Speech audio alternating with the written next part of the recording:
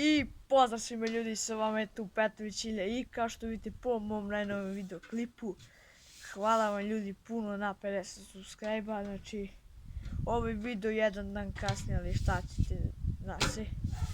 I sad šta sam teo da vam kažem, znači spremite se za specijalovu, znači uskoro specijal veliki ljudi, na 50, zbog 50 subscribe-a, znači toliko sam se radio, legnem uveče spavam.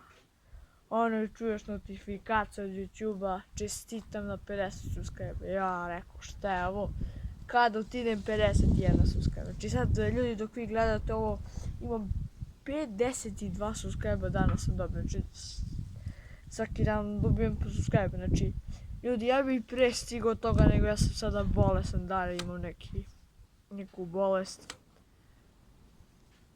Znači idem u školu još jednu nedelju dana, ali šta ćete ljudi, mora tako, znači ljudi mora da izgrmi ovaj video, ajde ljudi, za povratak da izgrmi ovaj video jedno, ajde, bar 15 like, ajde ljudi za 15 like, ajde. Nemoj se cava ljudi.